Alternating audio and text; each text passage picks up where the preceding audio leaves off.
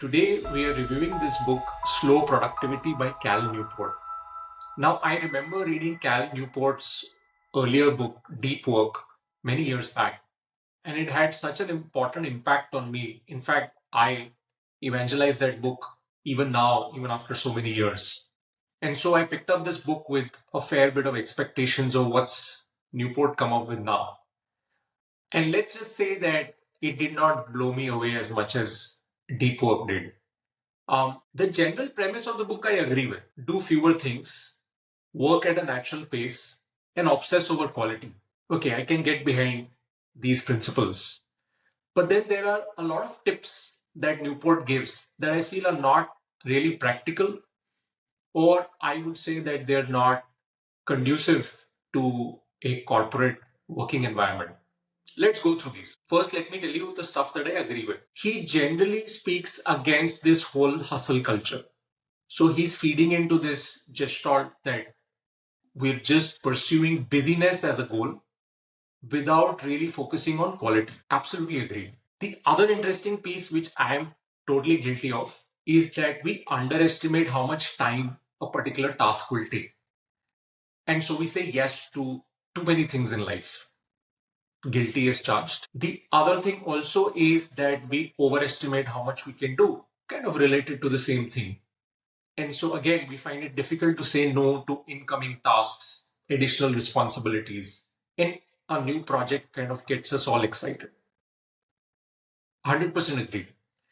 Another interesting point that he makes is that in spite of all of this discussion and books and literature and research around productivity, there really is no clearly defined metric for this in most organizations. Also agree. Like when I look into my own business, there is a particular task that we do called penetration testing or ethical hacking, where somebody gives us a mobile application or a web application and says, hack this. Now, this is not just a very standardized technical task, it's very creative as well. And back in the day, I used to be a tester myself. So I know that time and quality are kind of inversely proportional here. If you give somebody a lot of time, they put a lot of creativity into thinking through how can I break this? How would a hacker try and break this application? And so the results would be much better. Versus if you said there's a deadline that we have to release this app on Monday and can you finish this report by Saturday so that my team can work over the weekend and fix the issues? Obviously, you're going to compromise on quality. And so pursuing productivity for the sake of productivity, which is a sheer output metric, versus focusing on quality, this is a massive debate. And Newport in this particular book is arguing against our obsession over numbers and productivity and output volume versus what is probably more important is the quality of the work. Now let's talk about stuff that I don't agree with.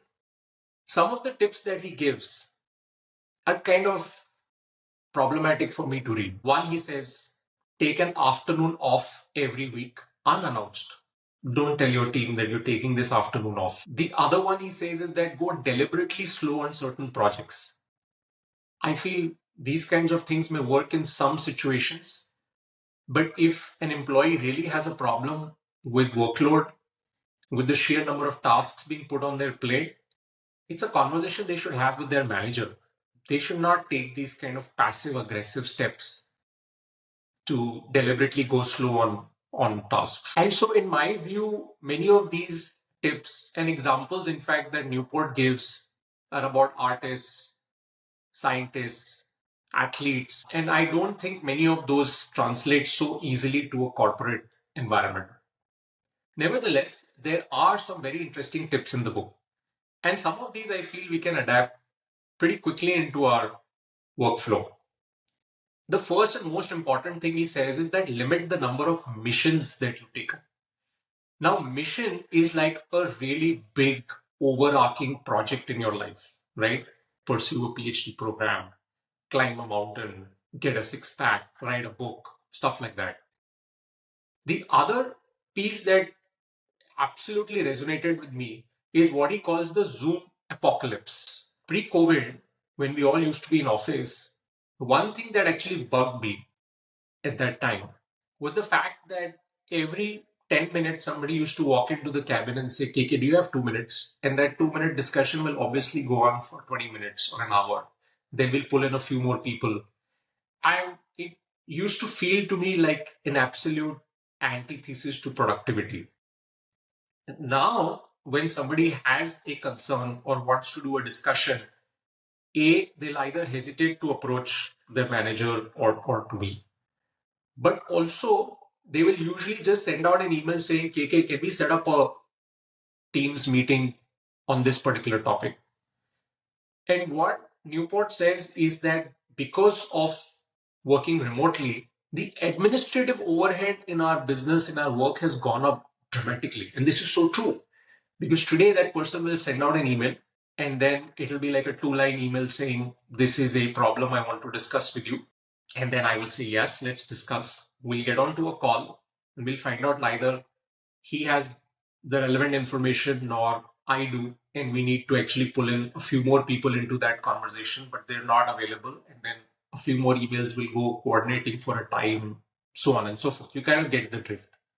So what Newport says is that a smarter approach is to tell the person who is coming to you with the problem to elaborate the problem in as much detail as they can. So obviously this would mean that they have to go and talk to all of the relevant people. They have to do their research. They have to collect the data and then they have to present that to you. So I found that very cool. The other thing that he suggests is that because of all this administrative overhead, it can seem that your calendar is blocked with just meetings. And that tends to happen in my case as well. So I find that when I look at my calendar, it's just meetings and meetings and conversations all the time. And a really cool tip that he gives, he says for every meeting that you agree to, also go and block an hour on your calendar for actual work that you want to do. And I found this very cool. So that your calendar also gets filled up. People don't see empty slots on your calendar and start blocking it up for more meetings. But you also kind of feel that you got some work done instead of just being in endless meetings. A couple of other cool tips that I really like. One, he says that do not hesitate to outsource, delegate, and also automate a lot of the work that you do. So if it's repetitive, invest in the right tools and don't hesitate to make those investments because they will be well worth it. And I want to leave you with this last one, which I absolutely love. So he says that how do you define quality in your line of work? And this is extremely difficult to do. So he says the best is peer feedback from people that you respect. So put together a group of people and share work with each other, and you decide and you assess each other's work and review it. This is what great scientists have done. This is what writers have done. This is what poets do. And this I found was fascinating. If we could pull this idea into our businesses, where we could even put together a group of competitors or peers, and they review work output, taking into account confidentiality, etc. But this feedback would be the most valuable feedback to assess the quality of our work.